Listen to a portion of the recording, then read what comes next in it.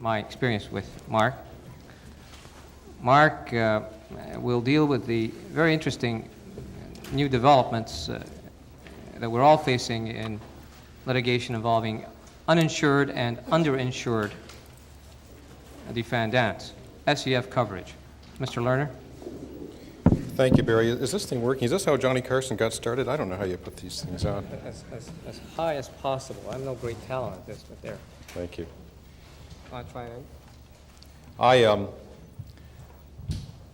Bruce, I thoroughly enjoyed your talk. I'll tell you one thing. I don't believe there is such a thing as the Beirut Holiday Inn. I think that's something that you made up. That has to be a contradiction in terms. Papazian calls you on these things, and he says, I want you to give a talk here. Do you have this date available? I said, sure. He says, can you talk about something that's light and sort of refreshing and not scholarly? I said, sure. He says, talk about SCF 42. I said, thanks very much. He says, can you get a joke in there? I said, I can't get a joke in there. I'm sitting here, I'm listening to Bruce, and only Bruce could get a comment in there about the Beirut Holiday Inn when talking about fundamental insurance principles. That's tremendous.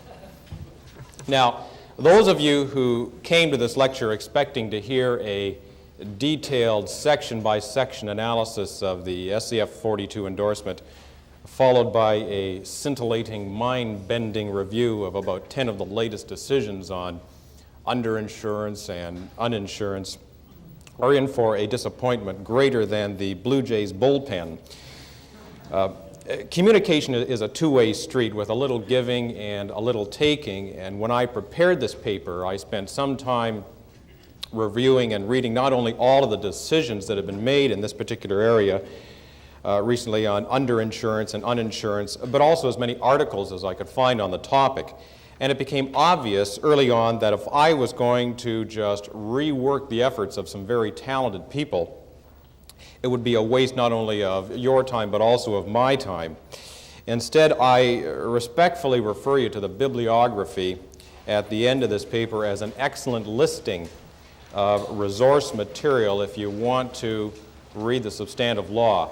Now, this paper was published about 2 or 3 weeks ago, and if there are some of those citations, or rather some of the citations didn't make it into the published copy because they came out only within the last 10 days. Now, if this is going to be a learning experience for both of us, I took a different approach. And I'm going to assume that you have at least heard of SCF 42 coverage and uninsurance legislation. What is the SCF 42? Standard endorsement form. I think you should explain.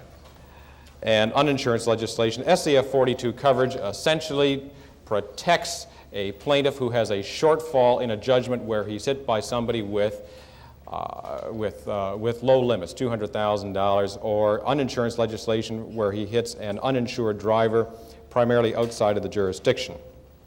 Now, if that leaves you out in the cold, don't be frightened off. Read a copy of the SCF 42 endorsement and Section 231, which deals with uninsurance coverage. They're not as mysterious as they may seem. I've also arbitrarily slanted the lecture toward SCF 42 since the issues are much more complex than with uninsurance. And what this paper and the lecture are designed to do is to give you some ideas about the things to think about when asked to take a case for a severely injured plaintiff. What are some of the warning signs to look for? How do you elicit the information that you need?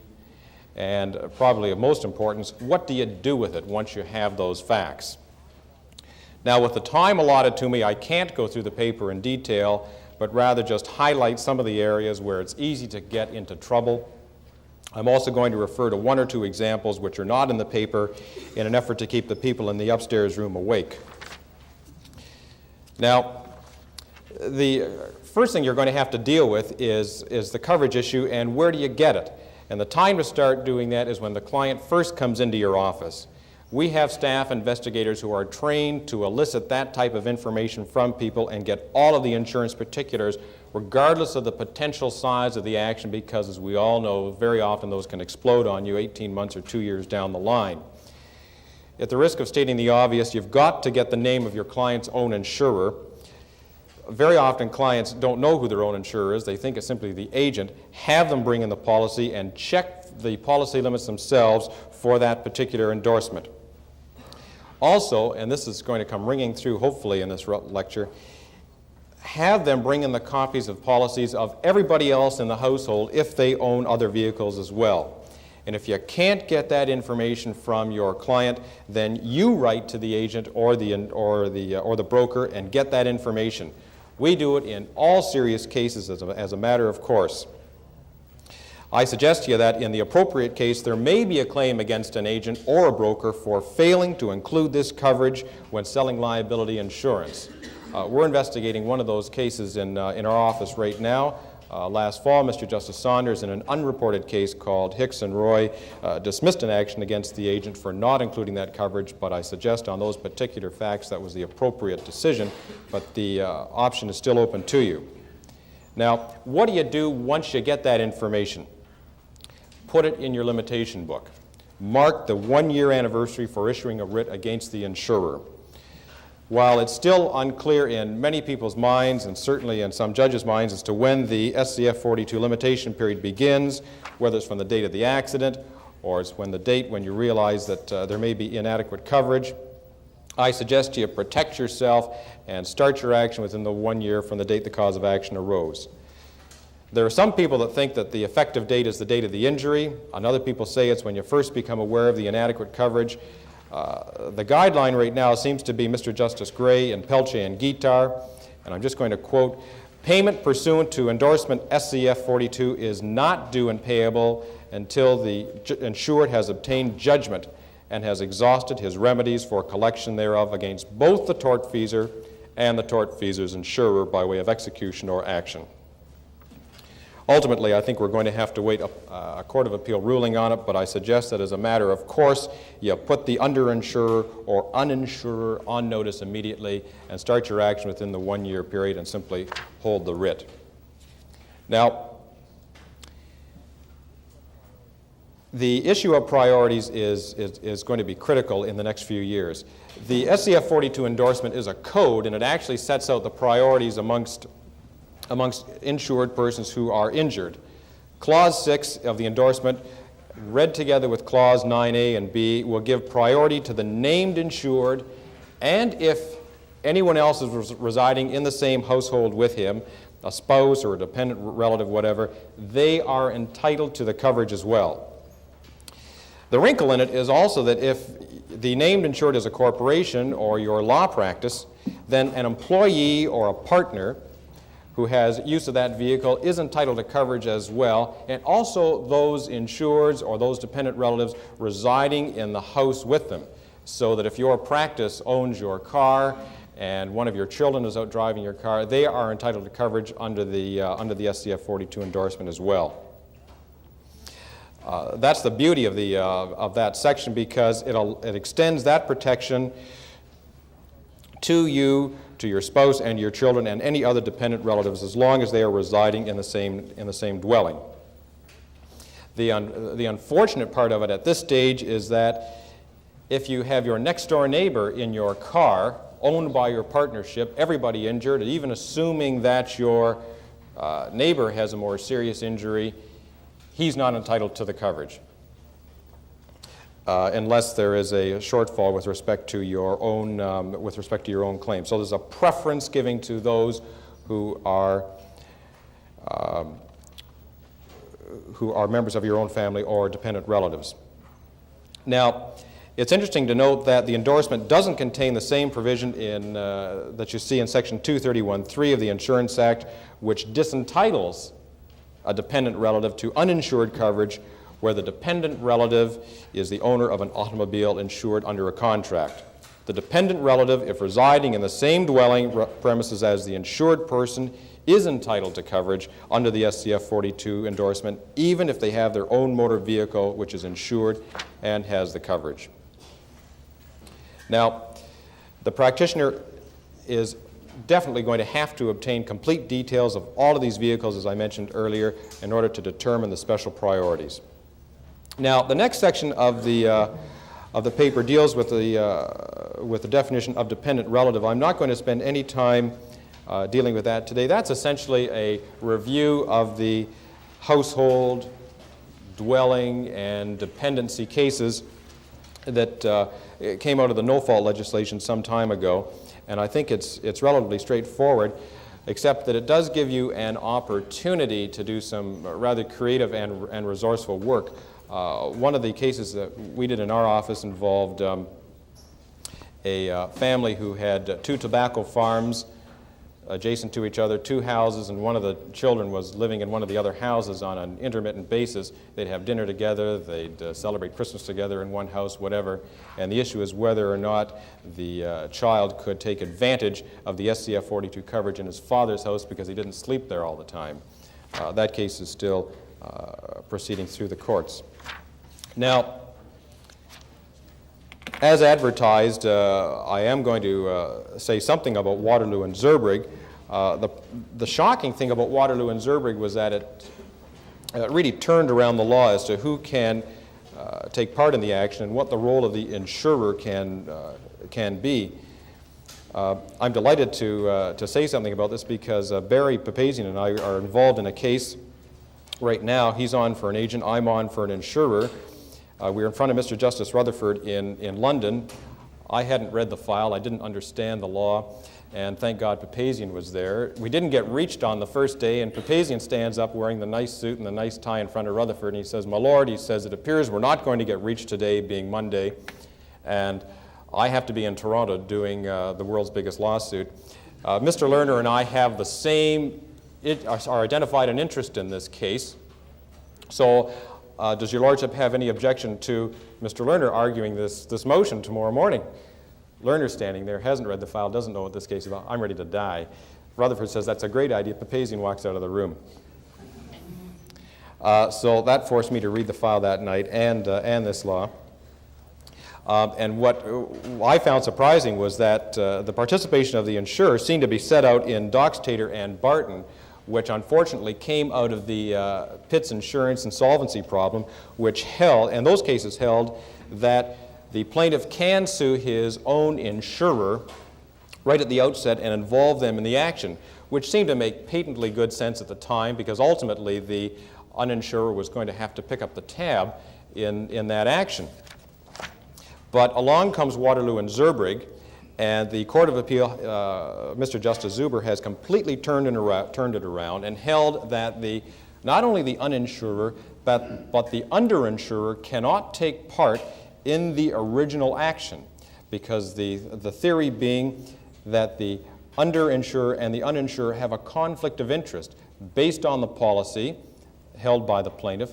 They are identified in interest. There is a relationship. There's a contractual relationship there, and by involving them in the main action, you are placing them in a conflict of interest. With respect to the SCF 42 coverage, there's a slight twist, and that is there is a code of procedure involving Regulation 535, which states that the insurer must respond to this policy after a contested action.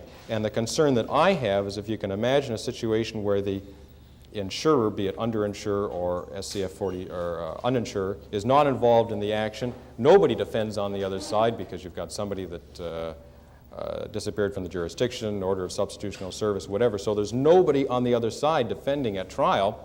You don't have a contested action. And Regulation 535 states that the underinsurer or the uninsurer, as the case may be, must respond where there is a contested action. So if there's nobody causing any trouble on the other side, I query whether there is a contested action within the definition of Regulation 535. But as it stands now, the bottom line is that the underinsurer and the uninsurer cannot take part in the action.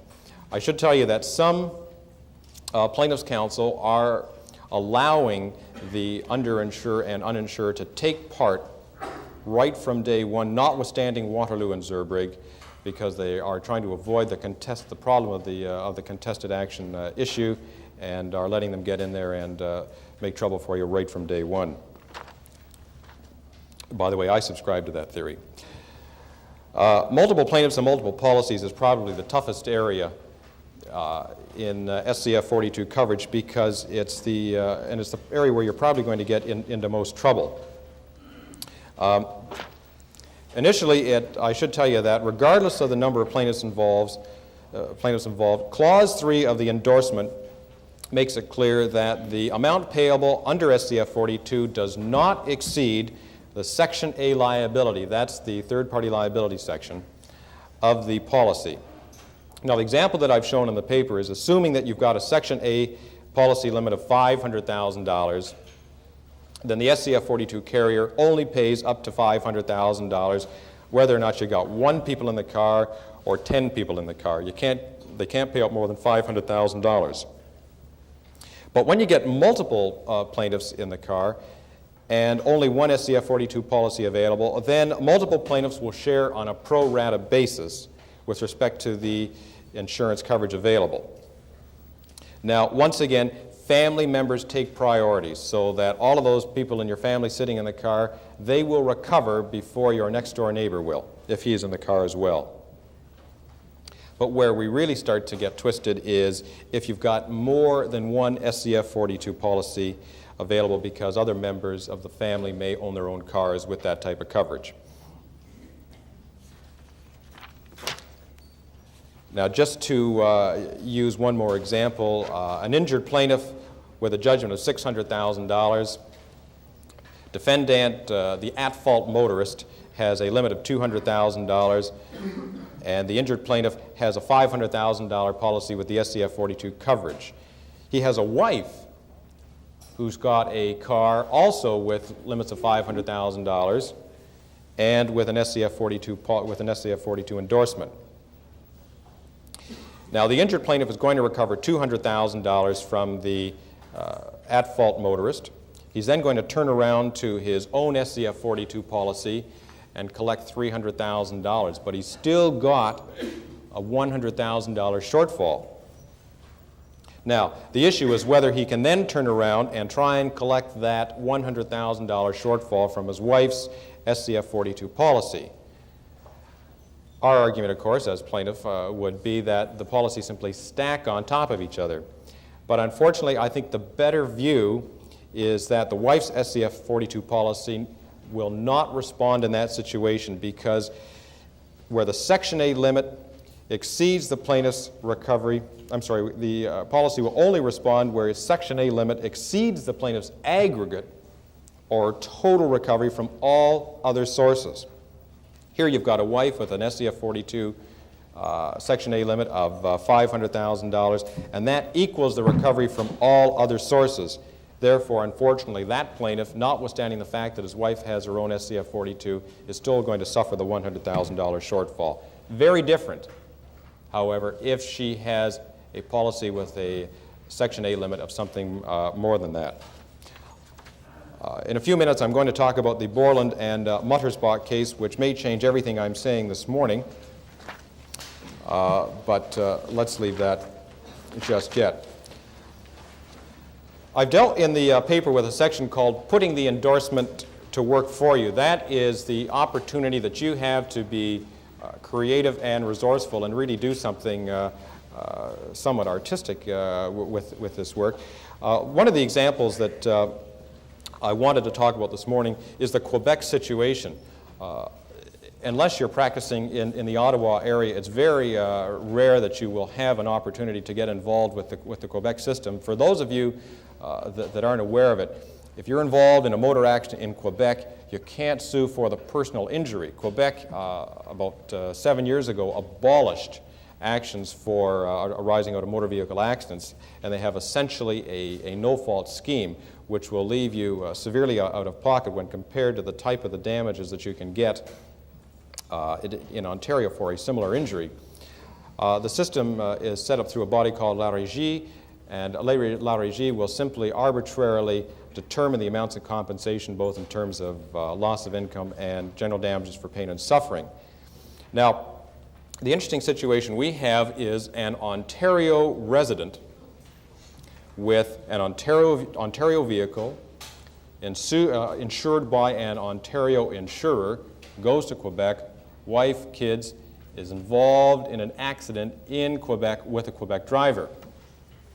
Now, because of the inter-province insurance agreement between Ontario and Quebec, you, as an Ontario resident residing here in Toronto, get involved in an accident in Montreal, you can still collect under La Régie. And you'll get, as I say, something substantially less than what your case is worth. Under the new endorsement, though, the SCF 42, and under Section 231, the uninsurance provisions, I suggest to you that you can still maintain your action in Ontario through and sue your own insurer. You can collect a minimum of $200,000 against your own Ontario insurer, taking the position that the Quebec system is not a pool of insurance or is not an unsatisfied judgment fund. Even if that argument is not accepted, and it's still rolling through the courts at this time, you still have a fallback position, and that is your SCF 42 coverage.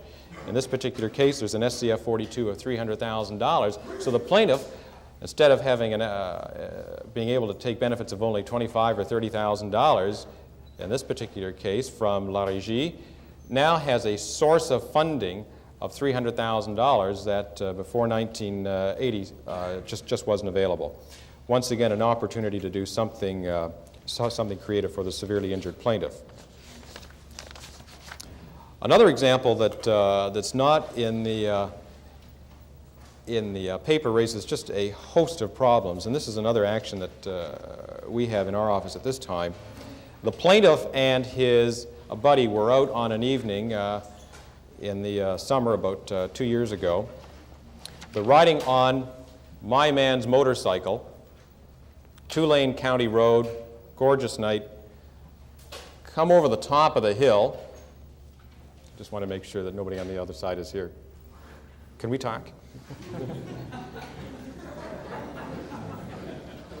Over the top of the hill, crazy farmer, just over the top of the hill, 10 miles an hour, pulling a wagon, no lights on it. My guy comes over the top of the hill, 50 miles an hour, bam. My guy loses a leg right about here, brain damage, wife, 2 kids, $23,000 a year job as a lab technician just evaporates. His good buddy on the back of the bike loses his right arm. He's right-handed. He loses his right arm up here, has a number of other injuries. Assume that the defendant farmer has $500,000 worth of coverage. The plaintiff, driver of the motorcycle, has a policy with SCF 42 with $1 million on it. His buddy on the back has an SCF 42 policy on his own car with $1 million on it. It's not quite as simple as it may appear on the face of it, because the sort of problems that we're getting into is, firstly, does the farm tractor fall within the definition of automobile in the endorsement? In other words, for the plaintiff to take advantage of his own SCF 42 coverage, does he have to be involved in an automobile, in an accident with an automobile? And the short answer is yes, he does. And the issue then becomes, is a farm tractor an automobile? Another problem, does his friend, the fellow with the arm off, does he have access to the to the motorcycle drivers under insurance? And once again, as I stated earlier in the policy, assuming that the policy kicks in, he does, but he's going to take behind the plaintiff, who has priority since it is his own policy. However, the buddy on the back does have some protection because he has his own policy on his own car, and if there's a shortfall, he can kick into his own. But keep in mind, the gut issue in the case is, do the SCF 42s kick in at all? Because has there been an accident involving a motor vehicle? Another problem that I hope we have to deal with, and that you have to deal with sometime, is if the plaintiff collects from the defendant personally, and he also collects some money from his SCF 42 insurer, what if he collects something from the farmer personally? What if he suddenly becomes the owner of a 100-acre farm as a result of this accident? does he have to pay anything back to the insurer if he receives anything more than the total amount of his judgment? And in the odd situation, that can occur. I suggest to you that what a court is going to do is simply relieve, the insurer could bring an action and relieve against that over-recovery. I'm only going to touch briefly on the Weigel case, Weigel versus Allstate. And contrary to popular opinion, this case is dedicated to Wendell Weigel, the only man I know who has worked so hard as insurance counsel that he has a case named after him. In Weigel, the issue is whether or not uninsurance coverage applied where the insured claimed against his own insurer by reason of the acts of an unidentified driver or automobile. No point flipping the pages, it isn't in there. Mr. Justice Gray found that the definition of unidentified was contained in the definition of uninsured, which is in itself contained in the endorsement. And his lordship, in interpreting the endorsement, stated as follows, and I love the words, "The policy to which the endorsement is attached must be construed so as to avoid any absurdity, incongruity, or illogicality. In my view, to construe unidentified automobile and uninsured automobile as two mutually exclusive categories would lead to what might be called an absurd result." Makes you want to cry. All right, Family Law Reform Act claimants. Another issue that you're probably going to have to deal with is Family Law Reform Act claims and whether or not the SCF 42 coverage is going to respond to them. Imagine a situation with a deceased spouse leaving a child and a surviving spouse with a large claim under Section 60 of the Family Law Reform Act for loss of care, guidance, and companionship. Now, some insurers are taking the position that the SCF 42 endorsement does not respond to a Family Law Reform Act claim. And clearly, this appears to be an anomaly in the drafting, and I suggest it remains to be determined whether or not a valid argument exists at all that coverages are available to the FLRA claimants. The opening paragraph of the endorsement states that in consideration of a premium being paid, the insurer shall indemnify an insured person who sustains bodily injury or death by accident arising out of the use or operation of an automobile for the amount such person is legally entitled to recover from. I have no idea what that means, because none of the FLR claimants appear to come within the strict wording of the definition of insured person.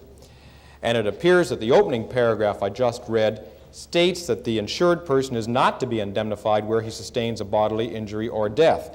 On a clear reading, there's a conflict. There's a conflict between the use of the words insured person and a claim as a result of the insured person's death. Now, one interpretation could mean that the endorsement is limited to a Trustee Act claim.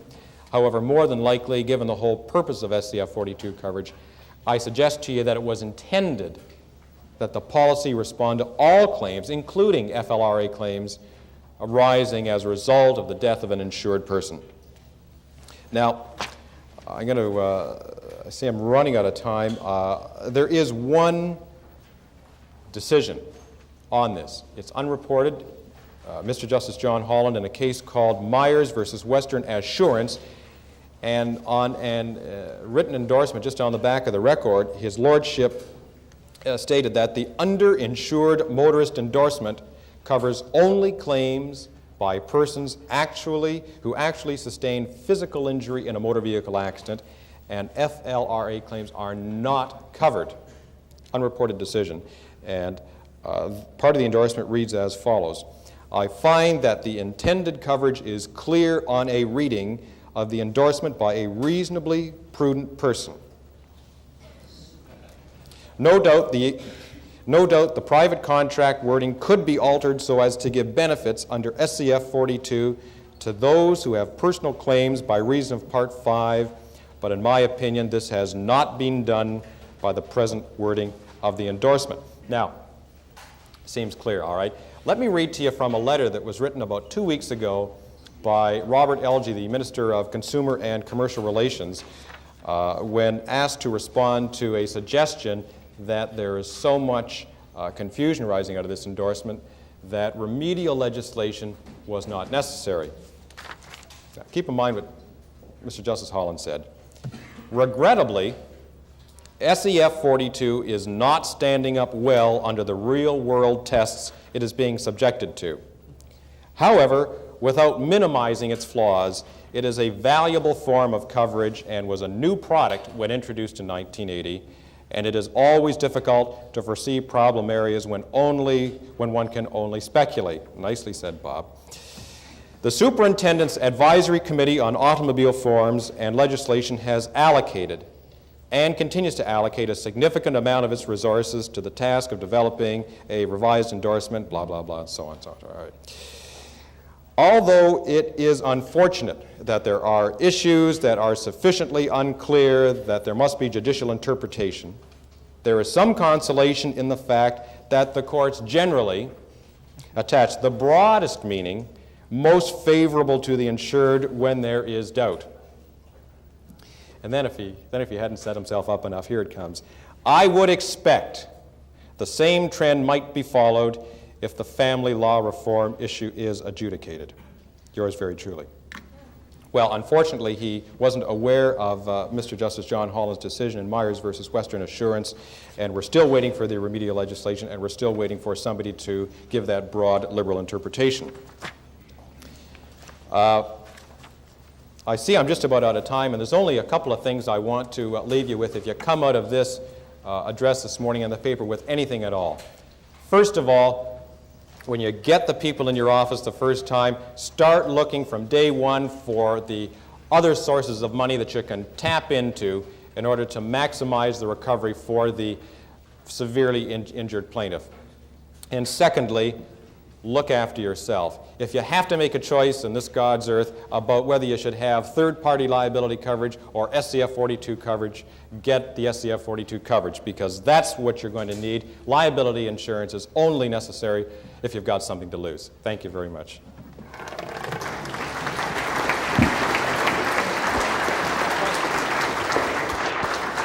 Question? Don't leave yet. Can we take about 2 or 3 minutes and invite some questions from the audience, Mark? I'm sure there's going to be some questions.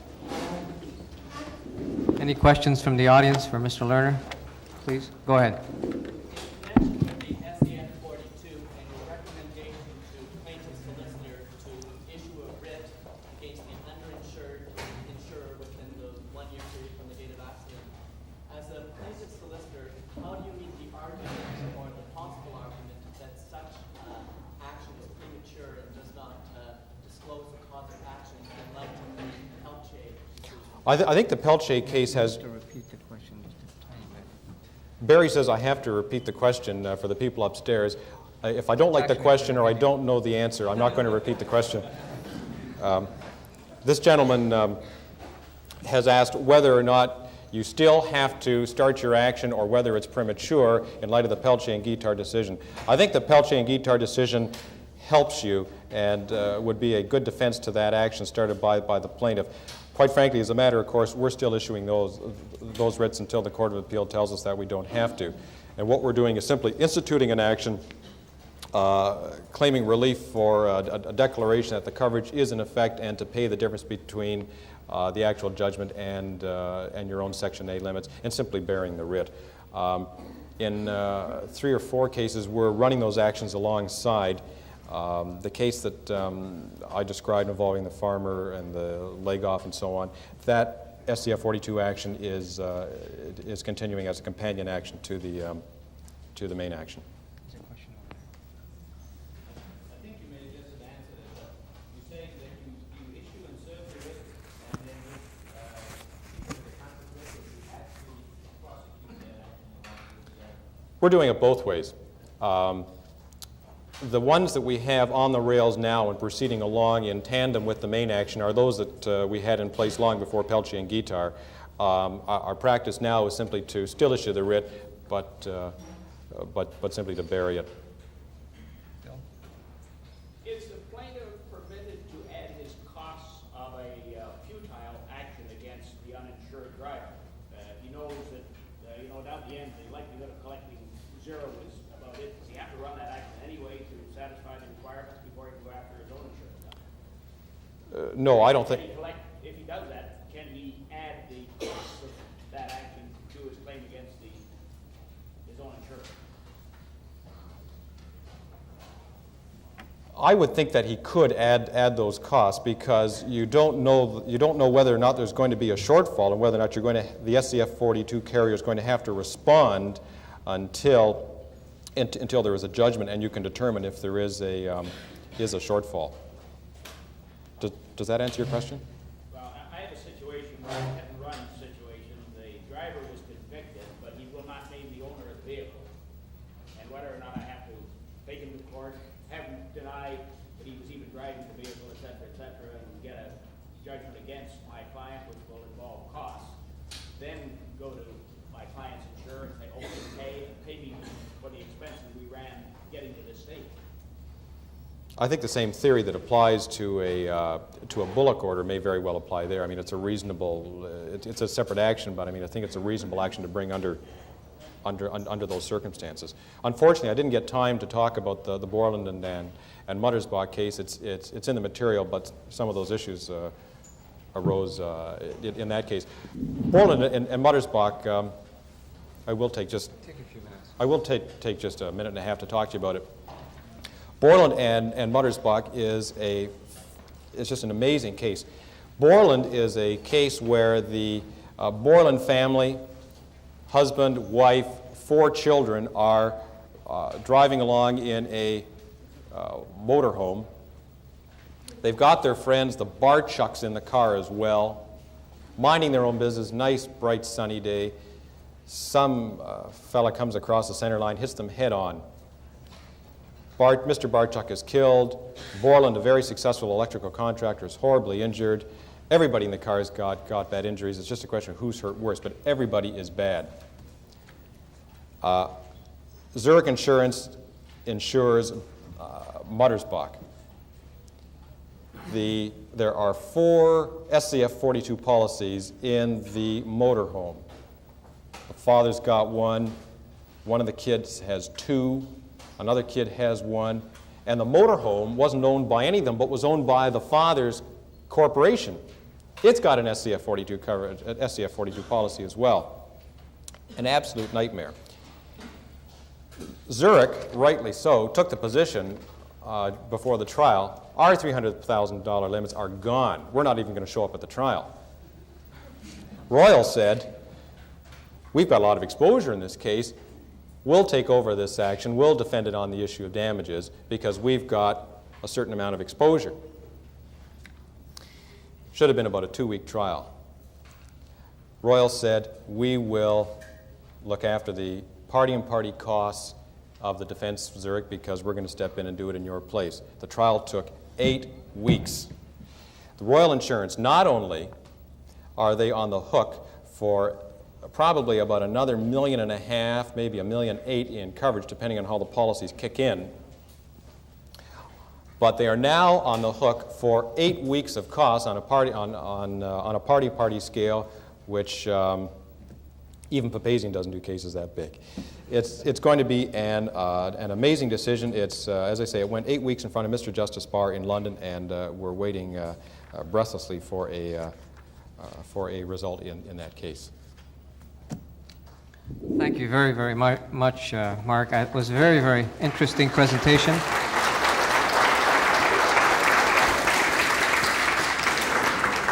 Very enthusiastic presentation to keep us all awake. Thank you. I think you have to read the Waterloo, Zurich and Waterloo to get a real feel of what's going on in this field. That's my recommendation. Our next speaker is Mr. Michael Lothian, a partner with the very well-established and experienced adjusting firm of F.C. Maltman and Company. I asked him to speak to you to give us the view from the insurer.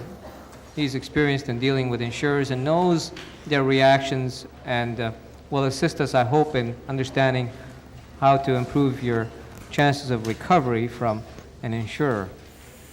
Mr. Lothian. Thank you, Barry. I think I've got this thing straight, too. Well, good morning, ladies and gentlemen. I promise you a coffee break shortly after. The nice thing about being up just before the coffee break is that everybody's anxious to get over with you and get on with the coffee. But I appreciate the opportunity to speak to you this morning.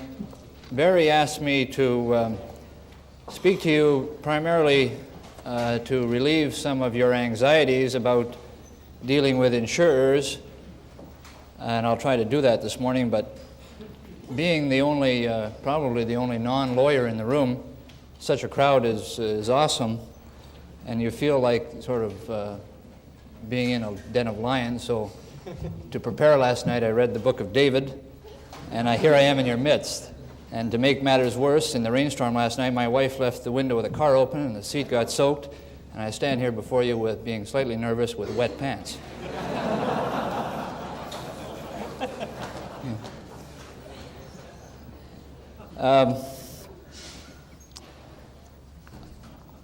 I'm told that many of you have a general practice and don't often deal with insurance litigation and may not often come across insurance companies or insurance adjusters, and you may not be familiar with how the system works, so I'm going to try and explain it to you a little bit. But if you'll permit me, I'd like to tell you first what an adjuster is and what I am, and I'd like to just quote from my paper a little bit. And I say, to be an efficient claims adjuster, one must be courteous, diplomatic, shrewd, persuasive, an expert, jollier, slow to anger, a Sherlock Holmes, up-to-date, good-looking, with honest eyes and a glad hand, good memory, with good cigars, acute business judgment, and the embodiment of virtue, but with a good working knowledge of sin and evil in all its forms. I go on from there, but I think it is fair to say that adjuster sometimes has to be a lot of things. I want to really primarily emphasize that you need not be afraid, I suppose I'm talking mainly to plaintiff solicitors, that you need not be afraid to deal with insurance companies and with their adjusters and think that they're going to approach the situation with an adversarial attitude. I think it's fair to say that every insurer wants to settle legitimate claims promptly and to everyone's satisfaction. So if you deal with an adjuster, if you deal with them on a sort of even up basis, you'll be doing your client a favor. The adjuster will always be quick to point out that his assessment of the case, which is inevitably lower than yours, is the right one. But if you point out your client's case, point up the pluses, and don't be afraid to disclose all of your information. If you have experts' reports and medicals and so on, it isn't doing your client any favor to withhold this information. And from a tactical point of view, you might be doing your client a disservice. When I talk about reserves later, it becomes embarrassing for the insurer and the adjuster to suddenly come across very late in the game surprise medicals and surprise witnesses, which change the whole complexion of liability and damages. I'd like to just deal very briefly with the mechanics of insurance claims. I gave you the part of a brief definition of an adjuster, but there are two types of adjusters. One is a staff adjuster who is a salaried employee of an insurance company, and there are lots of insurance companies today that have very large claims departments with a multitude of adjusters. These adjusters simply work on those claims that pertain to that insurance company. They're not licensed by the superintendent of insurance, and generally, although not always, they deal with a higher volume of the smaller kind of claims, which they can deal with in greater volume and save the insurer expense and so on. The other type of adjuster is the independent adjuster. He usually has less authority out in the field than the staff adjuster, and he's required to submit reports and recommendations to the insurance company. He generally will report firstly to a claims examiner. The claims examiner, of which there might be, 5, 6 or more in a claims department, will be reporting to generally a claims supervisor, and there will be a number of these and so on, and they will report in a pyramid style to a claims manager who might be as high as a vice president in the insurance company or so on. The authorities of these different people are usually within the insurance company clearly defined, and usually in dollar amounts. So if you're dealing with a $5,000 claim that suddenly, when you sit down and want to talk settlement, is suddenly a $100,000 claim, the whole system is upset. You find yourself, the insurer will be taking a second look at it and a very careful look at it. The adjuster will be embarrassed because his reserve is too low, and you're going to find that the reception from the insurance company is going to be a little less than what you'd like to see it. So this goes really to the question of reserving. Reserves are, at the risk of oversimplifying, reserves are the sums of money that the Federal Department of Insurance require that insurance companies actually set aside for anticipated claims and expense. Insurers, I find, want to set up proper reserves. It's best to get the bad news over with, and they want to determine as quickly as possible exactly what their exposure is going to be.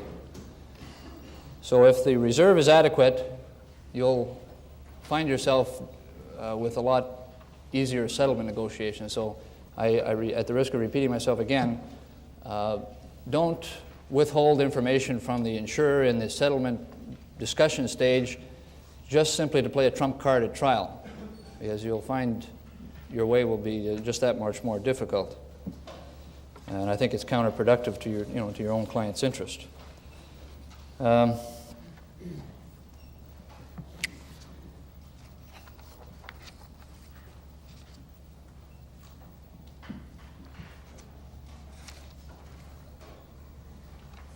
was also asked to comment about prejudgment interest. This is a thorny issue, and if you read the articles and the papers and the decisions, it seems clear to me that the courts are using the award of prejudgment interest to spur the settlement process. And the big question, of course, is whether or not insurance companies will include prejudgment interest in settlements prior to judgment.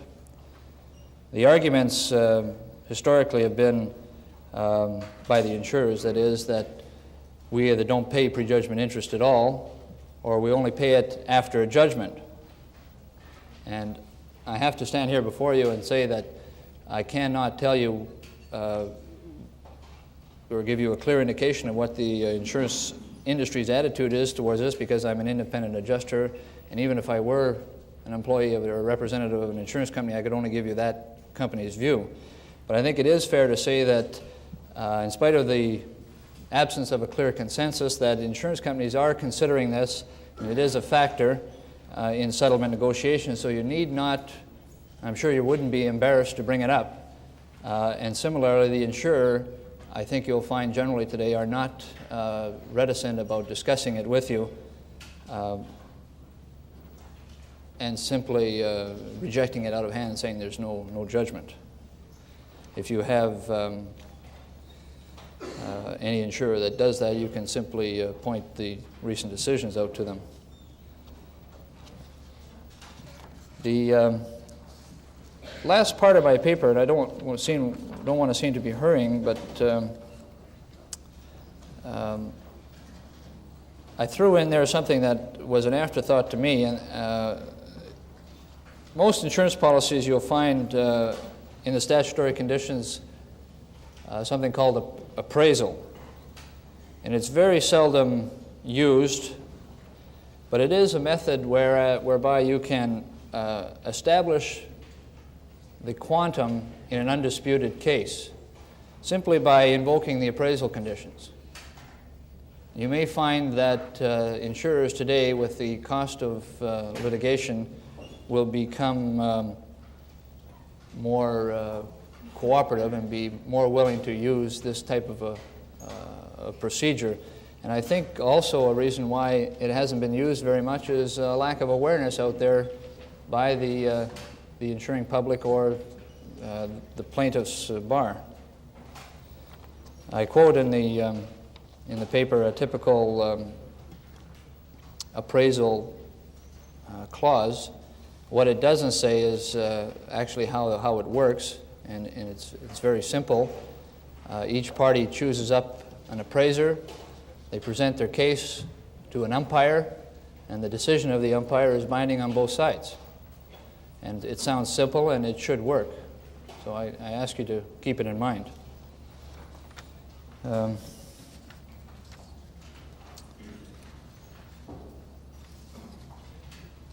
You can read the paper, but the general message I'd like to convey to you is that insurers and adjusters are not something that are too terribly mysterious, and that if you open up and discuss claim problems with them, you'll generally find that they're receptive. Cases that require, or that insurers where they deny liability or deny coverage, are ones that they have pretty well agonized over for some time before they make those decisions. I don't think you'll find insurers today simply denying liability outright in the hope that perhaps the situation is going to go away. If you find such a situation that's that blatant, in addition to your litigation remedies, you might also want to consider calling the superintendent of insurance. Complaints to the superintendent are often spur insurers to look at the case again. I don't, of course, being a non-lawyer, I don't know a whole lot about your new rules of practice, but I have read what's being proposed, and on the disclosure of information, the gentleman down front here asked a question about insurance policies. I won't be around this afternoon to hear Mr. Justice Montgomery, but I understand that after January 1st, at discoveries at least, the insurance policies will have to be produced, plus the names of witnesses. Also, you can examine non-parties to the action, which I understand to be experts, although there's a qualification as provided they're not retained solely for the litigation. And also, medical reports and the like have to be produced. So I say to you, if you're going to have to produce them in the process of the litigation, why not produce them and discuss them openly with the insurer in the negotiation stage?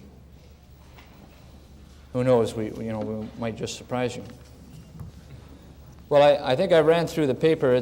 My subject was elementary, I think, so I've ran through it rather quickly, and I probably will keep us ahead of schedule, or back on schedule, so I'd like to then just ask if there are any questions. So I ask what your policy is on advance payments when they're not asked for, and when there is not a specific agreement that no advance payment be made until after discovery. What my policy is on advance payments in the absence of any agreement not to do so. Well, I think advance payments are a wonderful thing, and I encourage them, and I think most insurers will too. Not only is it beneficial and in the spirit of indemnity to your client, but it also is, I think it's tactically a good thing for the defense. If you've got a $6,000 claim, you're pushing for a $6,000 claim, and you got a $4,500 advance payment, how can the plaintiff go on? That's what I said. I think it's tactically it's a good step for the defense. So what advantage is disclosure in that case to the plaintiff, unless he has a specific agreement that there will be no advance payment? Well, I think also those type of agreements aren't made. Each case, I suppose the tough cases are the smaller ones, and the $1,500 difference sometimes is a tough nut. I think you just have to negotiate in good faith. I don't think any insurer in a Aren't they $6,000... pretty rare, though, Michael, in the small cases that you're pointing out, the $6,000 case? Very rare to have an advance pay. By the time you get around to negotiating, you usually take it all and close the file on it. I got one last week. I couldn't believe it. Yeah.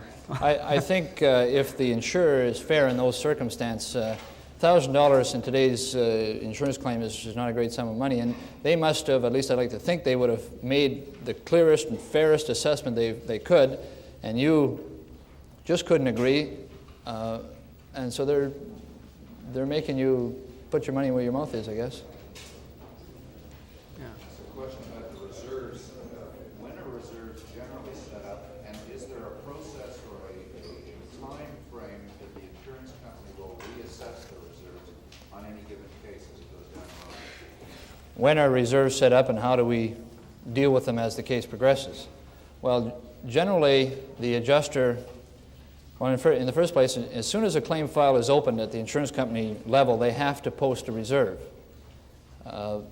Generally, it's the adjuster's responsibility to make a recommendation. Often, in the very early stages of a case, you just don't know, and it's by guess and by God. And this is why I was saying that don't withhold information, because the insurer may find itself reserving too low.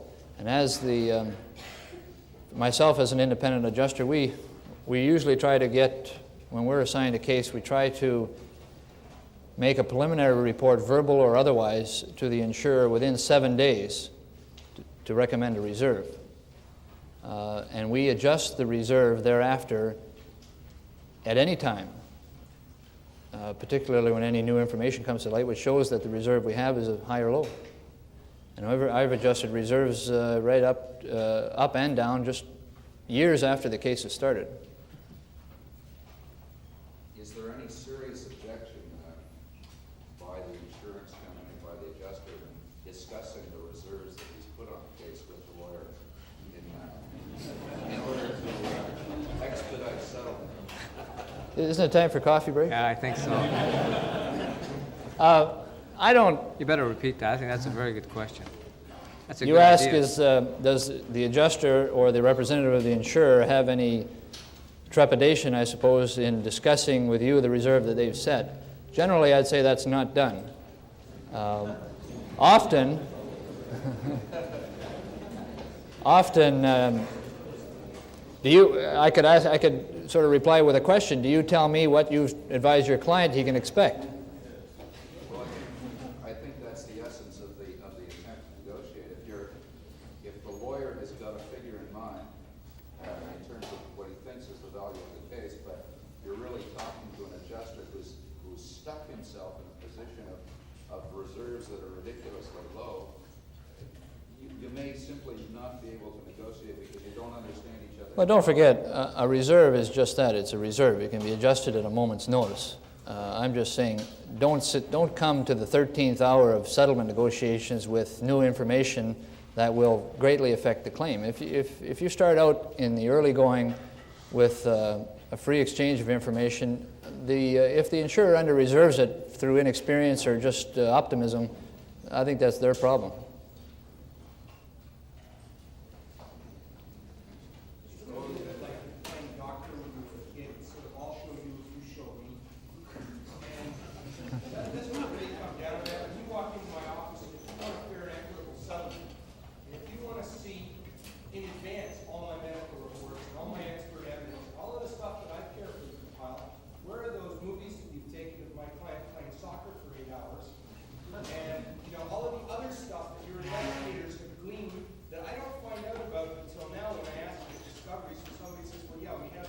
Well, I say to you that we should restate the questions. Oh, Again, sorry. it's an interesting question. I didn't expect this many interesting questions. What the question is, should the insurer who expects so easily expects the plaintiff's lawyer to disclose all the medical and other information that he's gathered, and should the insurer return that favor by disclosing what investigative information it has collected on that particular plaintiff? Well, personally, and my answer to that is a simple yes. There's not much point. The same thing I've said applies equally to the insurer, and I understand your rules of practice will apply equally to both sides. Why then, if the insurer is trying to persuade you that the case is not worth as much as you think, why would he withhold the information, the evidence that he has? Maybe we know something that you don't. I think that gentleman's point is well taken, and if I might interrupt just for a moment, my own practice is I can never remember what I've disclosed and what I haven't disclosed, and my practice is generally to disclose everything, because I prefer to do it at the early stages, give them everything, and then I'm not embarrassed later on when my client will say something in the stand about, did you see Dr. So-and-so, and yes, there's a report from Dr. So-and-so, and no, there isn't, and then you want to crawl into the garbage can. So I always disclose everything at the outset, even the stuff that hurts me, because it's better to get it out on the table. And I've had the same experiences, I suppose most of us have, that the insurer will not make full disclosure, and the insurer, I beg your pardon, Michael, don't play fair. And I think the new rules of practice will go some way towards eliminating that problem. But I think, notwithstanding the fact that I think the insurer doesn't give you everything for one reason or another, I suggest that you continue to make full disclosure, because as Michael says, the insurer wants to know what the case is about so they can set the adequate reserves, and it's much easier to settle a large damage case when they know right from the outset that they're in trouble on it, rather than 18 months or 2 years or 3 years down the line. There's a backup to that too. What happens is you get the letter now that says, if you don't give me everything now, I'm not going to let you claim interest, and I'm going to put a copy of this letter into the court to tell them that you don't want to give me everything. Now, the backup to that is, what I've been doing is when I get a stupid letter, what I consider a stupid letter like that, because I'm prepared to give everything, I believe in that as well. What I reply back is, well, I'll tell you what, if you want to put your letter in, you give me all of the reports you have, or else I'm going to put my letter. Now, what's your position on the interest thing in terms of that overall discussion? From an adjuster's point of view. Well, do you want to repeat that, Barry? No. That's not part of my job. I think I have a very specific job description. It doesn't go that far. I think the question for the people upstairs, the question was